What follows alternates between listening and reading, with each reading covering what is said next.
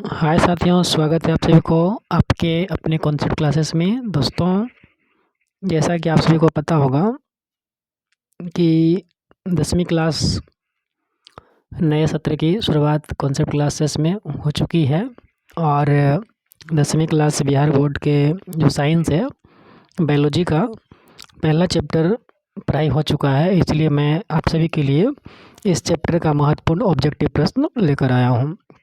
तो आज हम लोग पढ़ेंगे जैव प्रक्रम, बायोलॉजिकल प्रोसेस चैप्टर को देखेंगे। इसमें जो इम्पोर्टेंट प्रश्न है, चलिए तो वीडियो को शुरू करते हैं। प्यारे साथियों, अगर आप सभी हमारे चैनल पर नए हैं तो चैनल को जल्दी से सब्सक्राइब कर लेंगे ताकि इस सत्र के सभी वीडियो आपको आसानी से मिलता रहे। चलिए, पहला क्वेश्चन आप लोग देख रहे हैं। जो प्रश्न आपके सामने है वो प्रश्न साथियों देखिए क्या है। जैव प्रक्रम यानी किसे कहते हैं? क्या प्रश्न साथियों? जैव प्रक्रम किसे कहते हैं? तो सबसे पहले हम लोग देखेंगे जैव प्रक्रम क्या है। आप सभी को पता होगा कि जैव प्रक्रम किसे कहते हैं। तो देखिए साथी, यहाँ दे रखा है, वे सारी क्रियाएं जिनके द्वारा जीवों का अनुरक्षण होता है उसे क्या कहते हैं? जैव प्रक्रम। वे सारी क्रियाएं जिनके द्वारा जीवों का अनुरक्षण होता है उसे कहते हैं जैव प्रक्रम। चलिए आगे बढ़ते हैं। अगला प्रश्न बहुत इंपॉर्टेंट है। बहुकोशिकीय जीवों में ऑक्सीजन की आवश्यकता विसरण द्वारा क्यों नहीं पूरी हो पाती है? चलिए आंसर को देखते हैं। देखिए साथियों, बहुकोशिकीय जीवों में जीवों का शरीर के अंग जटिल होते हैं। जो बहुकोशिकीय जीव होते हैं साथियों, उनके शरीर का अंग बहुत ही जटिल होते हैं और सारी कोशिका सीधे पर्यावरण के संपर्क में रहती है। इस कारण से ऑक्सीजन की आपूर्ति विसरण द्वारा संभव नहीं हो पाता। यानी कि बहुकोशिकीय जीवों में ऑक्सीजन की जो आवश्यकता होती है वो विसरण द्वारा पूरा नहीं होता है। इसका मुख्य काम है कार्य कि बहुकोशिकीय जीवों के जो शरीर का अंग होता है वो काफ़ी ज़्यादा जटिल होता है और उनकी सारी कोशिका पर्यावरण के संपर्क में मतलब कि रहती है। मतलब सारी कोशिकाएं सीधे पर्यावरण के संपर्क में रहती है।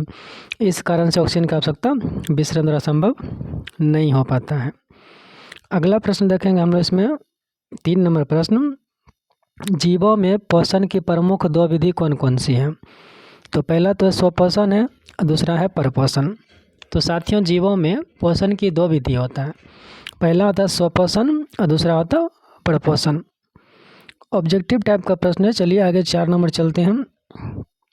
4 नंबर के साथियों क्या है, हरे पौधे में किस प्रकार का पोषण पाया जाता है? तो हरे पौधे में जो पोषण होता है साथियों, आप सभी को पता होगा, हरा पौधा उसमें स्वपोषी पोषण होता है। स्वपोषी का मतलब हुआ कि पोषण का वह विधि जिसमें जीव अपना भोजन अपने से संश्लेषित कर लेता है। अगला प्रश्न देखिए 5 नंबर, जंतुओं में पोषण की कौन सी विधि होती है? तो साथियों, जंतुओं में अगर पोषण की विधि की बात करें तो जंतुओं में होगा परपोषण। यानी कि परपोषण वह विधि है जिसके द्वारा जीव अपना भोजन खुद से न संश्लेषित करके वो दूसरे पर निर्भर रहता है। अब चलेंगे परपोषण के प्रकार को। परपोषण कितने प्रकार के होते हैं? तो परपोषण 3 प्रकार के होते हैं। पहला है मृतजीवी पोषण, परजीवी पोषण, प्राणी संपोषण। पोषण के 2 विधि है, लेकिन जो परपोषण है, परपोषण की कितने विधि है? परपोषण की अगर हम विधि की बात करते हैं तो इसका 3 विधि है। तो याद रखेंगे, पहला मृतजीवी, परजीवी, प्राणी संपोषण। अगला प्रश्न देखिए क्या प्रश्न है। चलिए देखते हैं प्रश्न संख्या 7 देखिए क्या प्रश्न है, संपूर्ण प्रकाश संश्लेषण प्रक्रिया का रासायनिक सूत्र लिखें। और इसका जो सूत्र साथियों दिया देखिए, 6CO2 + 12H2O सूर्य प्रकाश बटे chlorophyll gives C6H12O6 + 6O2 + 6H2O। ये हुआ संपूर्ण प्रकाश संश्लेषण प्रक्रिया का सूत्र। अब पॉइंट साथ यहाँ पे है, प्रकाश संश्लेषण प्रक्रिया क्या है, देखिए ध्यान से। इसमें हम लोग देखेंगे अभी प्रकाश संश्लेषण प्रक्रिया क्या है, तो देखिए ध्यान से। प्रकाश संश्लेषण का मतलब साथियों होगा वह प्रक्रिया जिसके द्वारा हरे पेड़ पौधा अपना भोजन स्वयं तैयार करते हैं, उसे हम क्या कहते हैं? प्रकाश संश्लेषण प्रक्रिया, उसे कहते हैं प्रकाश संश्लेषण प्रक्रिया। अगला प्रश्न है, प्रकाश संश्लेषण प्रक्रिया में उत्पाद के रूप में क्या बनता है? तो प्रकाश संश्लेषण प्रक्रिया जब होता है साथियों, तो उसमें उत्पाद के रूप में ऑक्सीजन बनता है। क्या बनता है? ऑक्सीजन। प्रकाश संश्लेषण प्रक्रिया में उत्पाद के रूप में क्या बनता है? ऑक्सीजन, याद रखेंगे। अगला प्रश्न के क्या है, प्रकाश संश्लेषण की प्रक्रिया में हरित लवक या क्लोरोप्लास्ट में ही क्यों होता है? तो क्योंकि क्लोरोप्लास्ट में क्लोरोफिल वर्णक पाया जाता है। क्लोरोप्लास्ट जो होता है उसमें क्लोरोफिल वर्णक होता है, इसीलिए प्रकाश संश्लेषण की प्रक्रिया जो होता है क्लोरोप्लास्ट में ही होता है। अगला प्रश्न है 10 नंबर, देखिए क्या प्रश्न है। 10 नंबर है, प्रकाश संश्लेषण की प्रक्रिया के लिए किन किन पदार्थों की आवश्यकता होता है? प्रकाश संश्लेषण प्रक्रिया के लिए ऐसे 4 पदार्थों की आवश्यकता होती है। पहला है क्लोरोफिल जो पत्तियों में होता है, कार्बन डाइऑक्साइड जिससे पौधे वायुमंडल से ग्रहण कर लेते हैं, और जल है जिसे पौधे जड़ों के द्वारा ग्रहण कर लेते हैं। अगला हो गया सूर्य का प्रकाश जो सूर्य से फोटोन ऊर्जा के रूप में प्राप्त कर लेते हैं। आगे चलते हैं 11 नंबर प्रश्न।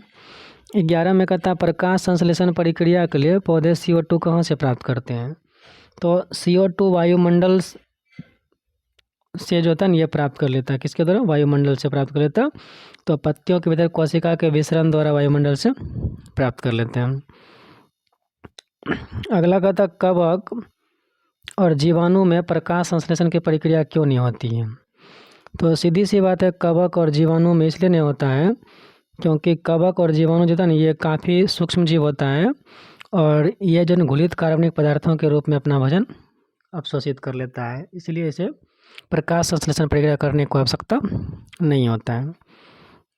अगला प्रश्न है, पोषण की दृष्टि से अमीबा और पैरामीशियम किस प्रकार के जंतु हैं? तो अगर इसको देखा जाए तो ये परजीवी पोषण है। अमीबा और पैरामीशियम कैसा है? परजीवी पोषण होता है। अगला प्रश्न है, मनुष्य का आहार नाल कौन कौन से मुख्य भागों में बटा है? तो इसका आहार नाल जो होता है ना, सबसे पहले तो आमाशय में बटा होता है, दूसरा पक्वाशय हो गया, पित्ताशय हो गया, छोटी आंत हो गया और बड़ी आंत हो गया। इन सभी भागों में मनुष्य का आहार नाल बटा होता है। आमाशय हो गया, पक्वाशय, पित्ताशय, छोटी आंत और बड़ी आंत में। अगला प्रश्न देखिए, अगला प्रश्न देखिए क्या है, ग्रासनी में स्थित 2 छिद्र का नाम लिखें। तो ग्रासनी में 2 छिद्र होता है, एक है निगल द्वार, एक होता है कंठ द्वार। तो ग्रासनी में 2 छिद्र होता है, निगल द्वार और कंठ द्वार। अगला प्रश्न है, मनुष्य में पाचन आहार नल के किस भाग से शुरू होता है?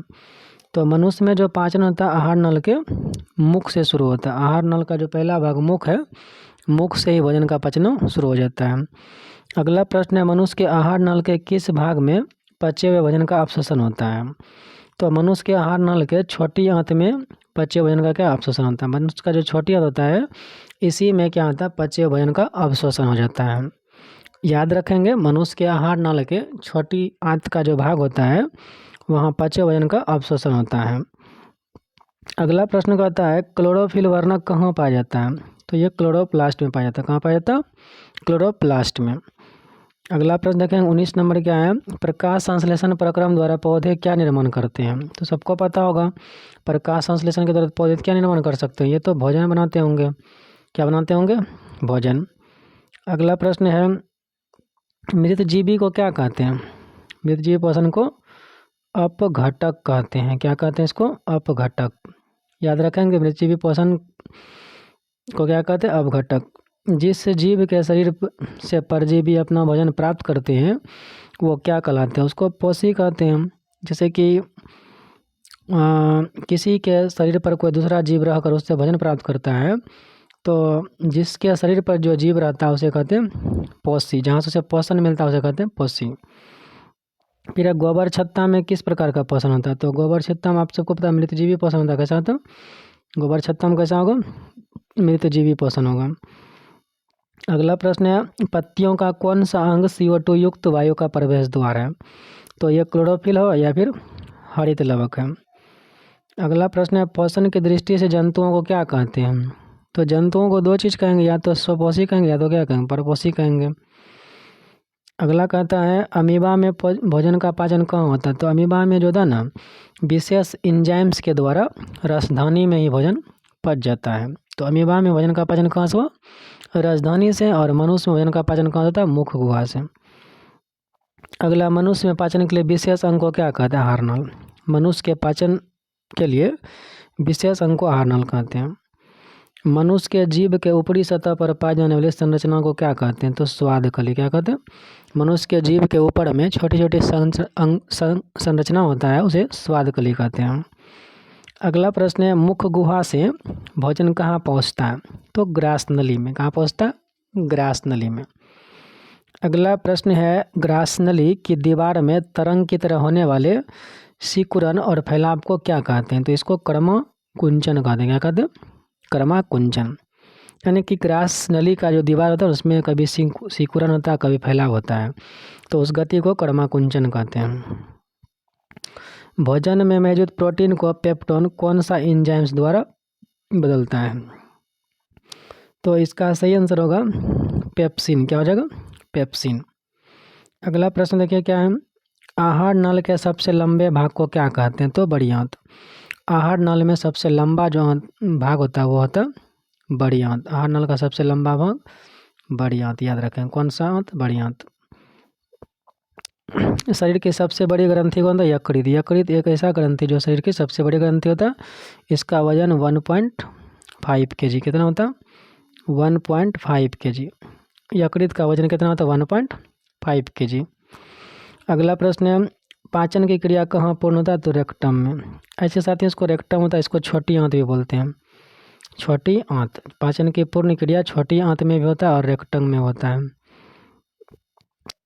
अगला कहता है छोटी आंत और बड़ी आंत पर एक जोड़ होता है। ये छोटी आंत हो गया और ये बड़ी आंत हो गया। यहाँ अगर जोड़ है, इस जोड़ को हम क्या कहते हैं, सीकम। छोटी आंत और बड़ी आंत पर जो जोड़ होता है उस जोड़ को क्या कहते हैं, सीकम। अगला साथियों कहता है अपचा भोजन अस्थायी तौर पर कहाँ संचित रहता है, तो रेक्टम में। जो भोजन अपच होता है, अनपच भोजन था, वो रेक्टम में जाकर क्या जमा हो जाता है। चलिए साथियों, आशा करते हैं आप सभी को ये वीडियो अच्छा लगा होगा, और वीडियो अच्छा लगे तो चैनल को सब्सक्राइब कीजिए और वीडियो को लाइक कीजिए। तब तक के लिए थैंक्स, जय हिंद। मिलते हैं अगले वीडियो में।